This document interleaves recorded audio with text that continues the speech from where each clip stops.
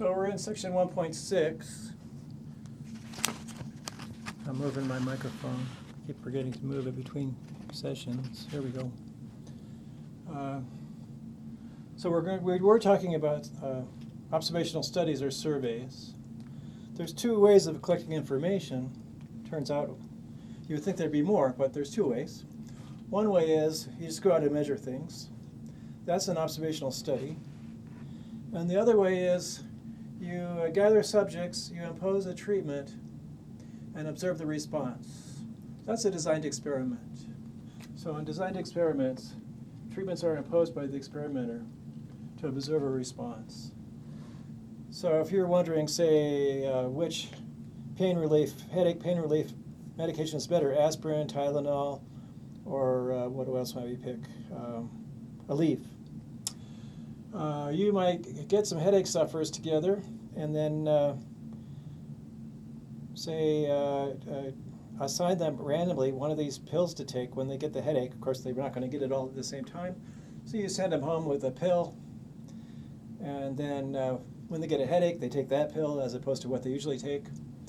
And then they somehow record their response to that treatment. Maybe they set a stopwatch and then see how long it takes for the pain to be reduced to a level where it's acceptable. Maybe they talk about the symptoms of the headache, blinding light flashes, whatever things might be there. And you could then observe across different individuals what their response is. In fact, you could even try assigning them 3 pills, one of each type. And when they have a headache, they'll take an envelope, it has a letter on it. They'll write the letter down on their survey form. They'll record their responses. After they've taken that particular pill, they won't know which one it is. And throughout their headache procedures over a period of maybe a month of headaches, they would take each pill and record their responses to each of those 3 pills. And then you could accumulate that information from a bunch of subjects. And then maybe you could decide which one is a better pain relief for headache pill. That would be a nice thing to try. In a design experiment, the experimenter imposes a treatment in order to observe a response. You can see it could be complicated. The treatments are composed of values of explanatory variables. In our case, it was which type of pain relief medicine, but you might want to know, should I take 1 pill, 2 pills, or 3 pills? The treatments might be 1 pill, 2 pills, or 3 pills. Which in experiments, the explanatory variable could be aspirin, could be called factor. The factor is aspirin. And the level, 1, 2, or 3 aspirin, would be the treatments. So we better keep track of this. So the treatments are, here's factors, we wrote down the factors are, and levels of factors, they're called treatments. Okay. And we talked about a designed experiment. It's basically the definition of designed experiment. Individual subject treatments are called experimental units or subjects. So if you're designing an experiment, someone might ask you, well, how many subjects did you have, or how many experimental units did you use? Usually there is a comparison of treatments. So they say what's called a comparative experiment.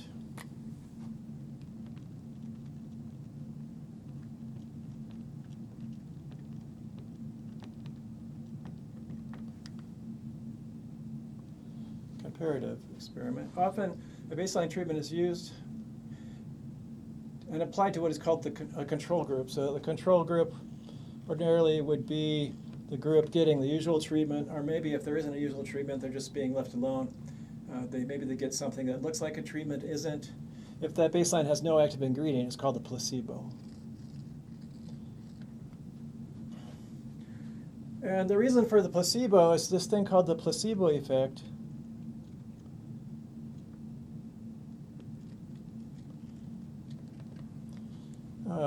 It says any treatment produces a response.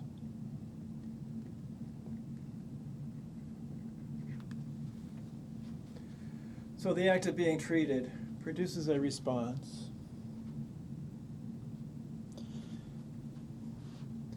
So if you just left people alone and didn't do anything to them, they wouldn't get that placebo effect, because interacting with some kind of treatment will give some response to your body, even if the treatment has no active ingredients. So we want to make sure we're not recording a headache relief that's just due to the fact that you drank some water and ate a pill and it made you feel better even though there was no control, there was no active ingredient in there. Experiments can be single or double blind. That is depending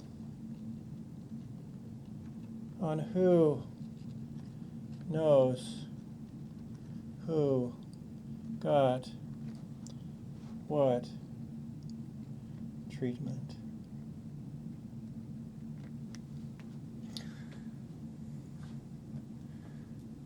So it'd be single blind if the people being treated don't know what treatment they got, or the people observing the experiment don't know who got what treatment.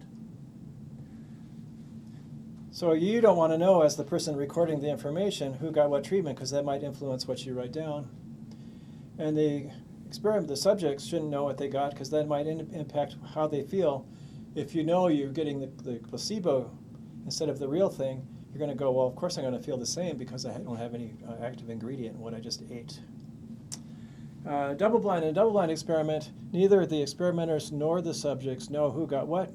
Everything's on a coded, some kind of coded system, a coded envelope with the treatment enclosed, and then the experimenter says, okay, which envelope did you get? He says, I got the subject will say, I got envelope 17. Okay, tell me what happened. And neither one of them knows if that envelope 17 had anything in it or which type of medication was in that envelope 17. And so they're completely blind to knowing what they got. And that makes them respond more truthfully to how they felt, what the reaction was to that particular treatment they were in. And so they can be single or double blind. We prefer double blind because it makes it less likely that what you think is going to happen is what you tell the experimenter, or what the experimenter thinks is going to happen is what he writes down, because he has no idea. And usually involve replication and randomization. So replication says many subjects, and this is assign the treatments randomly.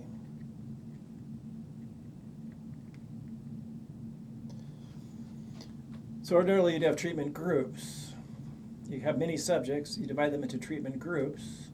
Each group gets the same, you divide them into treatment groups randomly so that the groups themselves aren't responsible for the response. You don't want that to happen.